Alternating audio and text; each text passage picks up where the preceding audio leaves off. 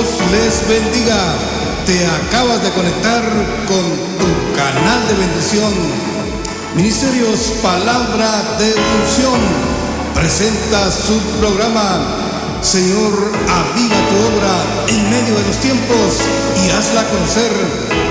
Y su segmento Exploremos, investiguemos y descodifiquemos la Biblia con su amigo y hermano en Cristo, Asbel Rosales.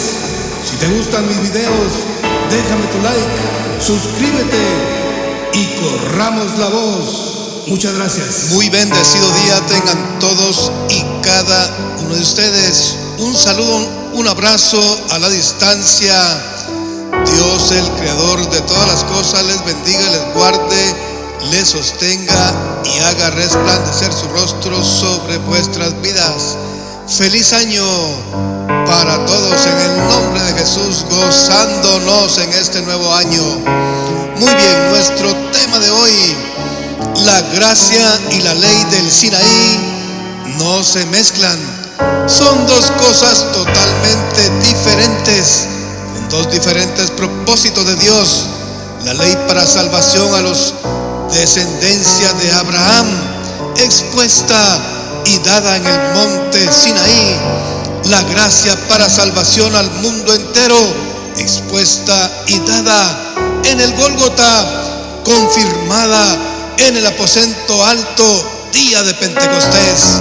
Leemos entonces en Romanos capítulo 5 y versículos 20 al 21, que nos dice: pero la ley se introdujo para que el pecado abundase, mas cuando el pecado abundó, sobreabundó la gracia, para que así como el pecado reinó para muerte, así también la gracia reine por la justicia para vida eterna, mediante Jesucristo, Señor nuestro. En este tema tenemos que poner mucha, pero mucha atención y considerar este cuadro que hemos leído y que se encuentra ahí. Un debate de la ley provoca, desnuda, expone y hace abundar el pecado para muerte, pero no así la gracia. Ella hace abundar y reina para vida eterna. Por eso mismo nos dice el apóstol Pablo en 2 de Corintios capítulo 3 y versículo 6, que dice: el cual asimismo nos hizo ministros competentes de un nuevo pacto, no de la letra, sino del Espíritu, porque la letra mata, mas el Espíritu vivifica. Y cuando Pablo dice la letra, se está refiriendo al mandamiento, porque el veredicto del mandamiento era siempre sentencia de muerte.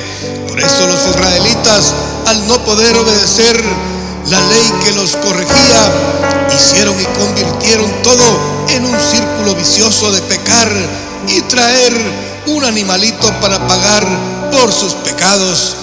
No que la ley de Dios no hubiera sido santa, perfecta y buena, sino que ellos se pervirtieron haciendo y deshaciendo de sus propias vidas. Por eso es que la ley del Sinaí tiene su final. Veamos con atención lo que nos dice Pablo en el libro de Colosenses capítulo 2 y versículos 14 al 17.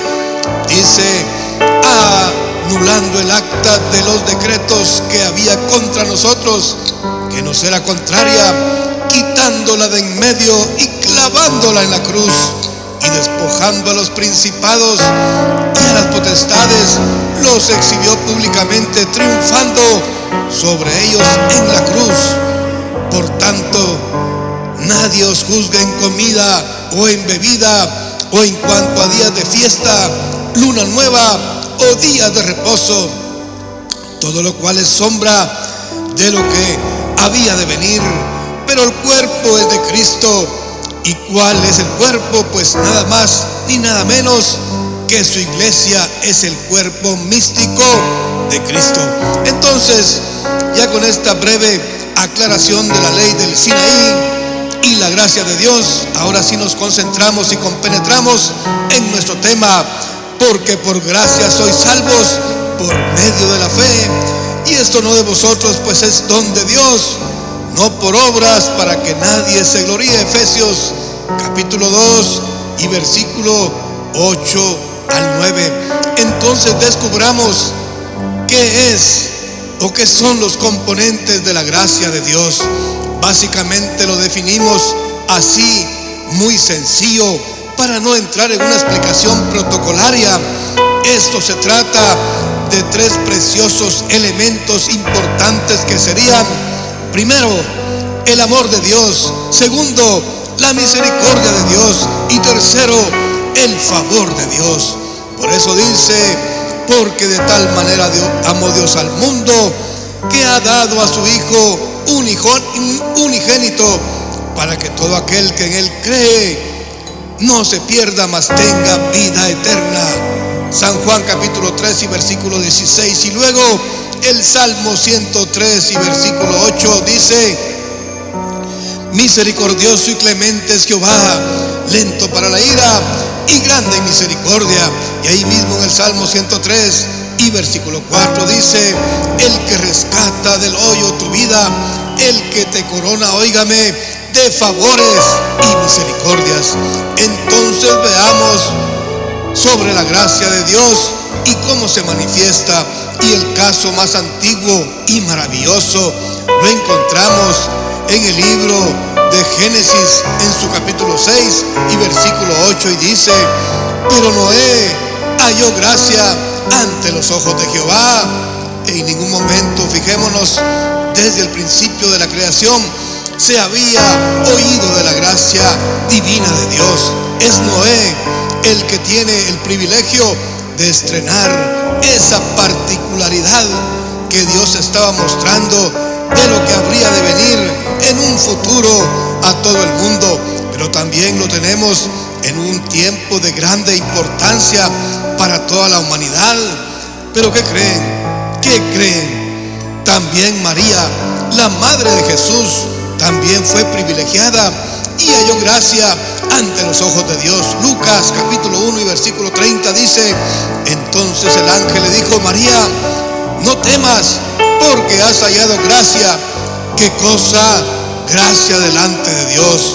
Pero no solo eso, sino también ella necesitó del favor de Dios. Lucas capítulo 1 y versículo 28 dice: y entrando el ángel donde ella estaba, le dijo: salve muy, ¿qué cosa? Favorecida, que viene de favor. El Señor es contigo, bendita tú entre las mujeres. ¿Qué trato de explicar y demostrar? Que también María, la madre de Jesús, necesitó de recibir la gracia de Dios, que vengo diciendo y explicando desde un principio de este tema, que son el amor, la misericordia y el favor de Dios. Entonces vimos que la gracia se viene manifestando y anunciando desde hace muchísimos tiempos antiguos. Dios la mostró en Noé, lo que leíamos en Génesis capítulo 6 y versículo 8. Pero Noé halló gracia ante los ojos de Jehová. En los tiempos de Noé, acordémonos, fijémonos que la ley todavía no existía, ni se manifestaba siquiera esa dispensación de la ley.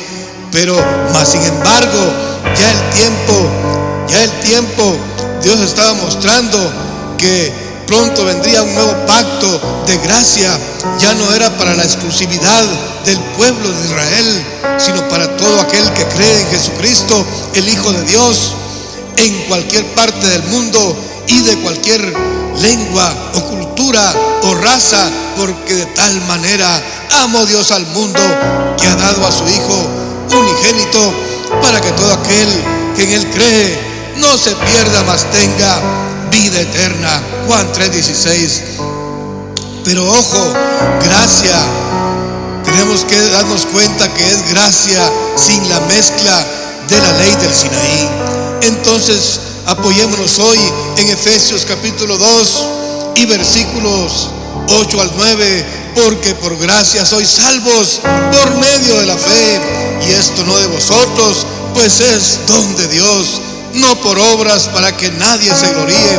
Entonces el don es un regalo maravilloso, y ese regalo está representado en el sacrificio y muerte de nuestro Señor y Salvador Jesucristo en la cruz del Calvario.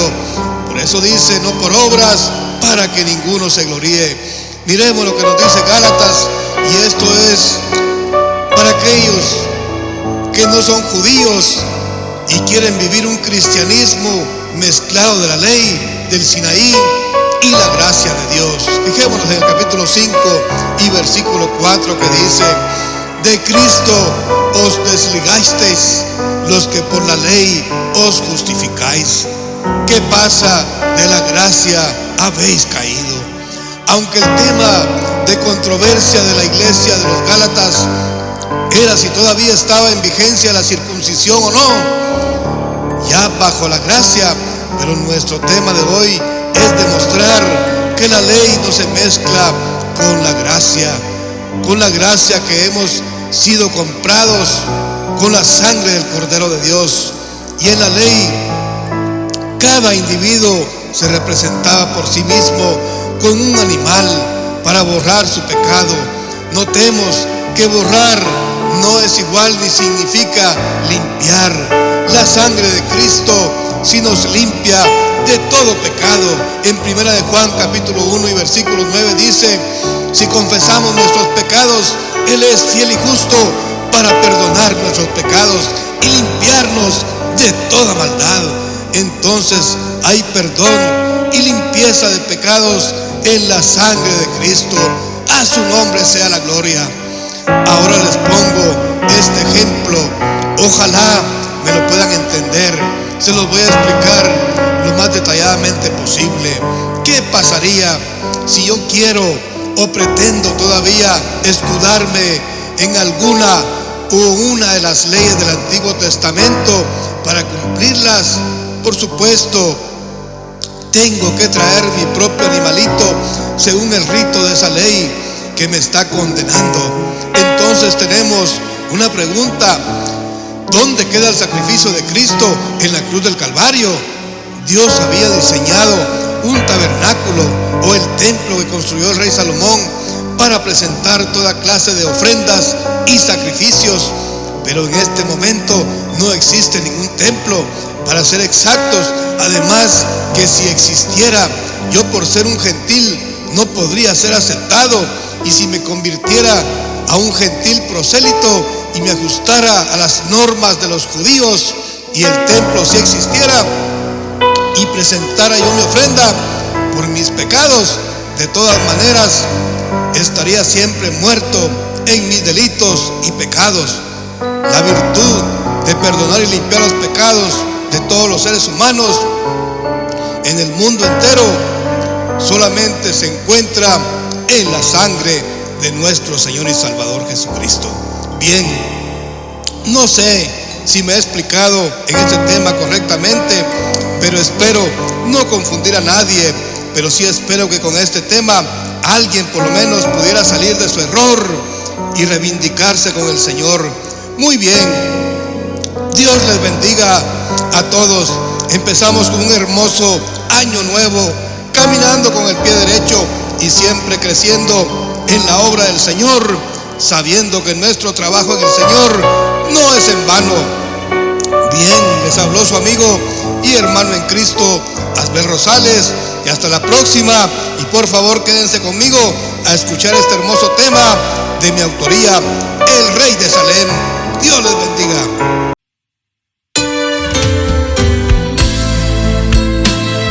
Al grande y maravilloso Dios,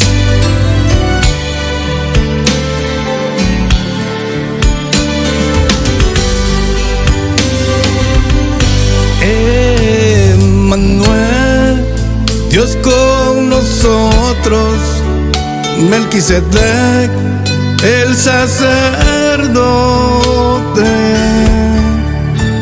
Dios te ungió de siglo en siglo para ministro de un nuevo pacto.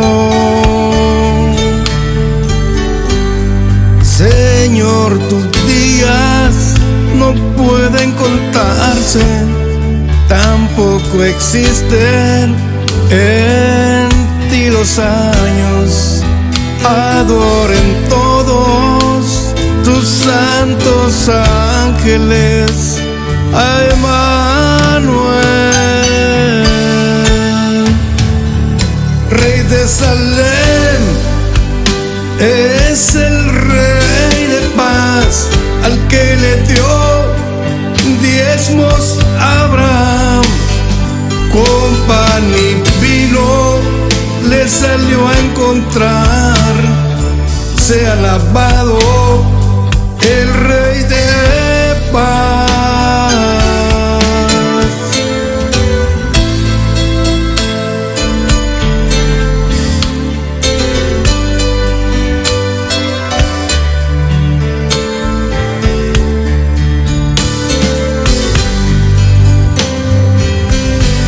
Un tabernáculo celestial para ofrendas ahí presentar, intercesor de los que se acercan con oraciones a ese altar.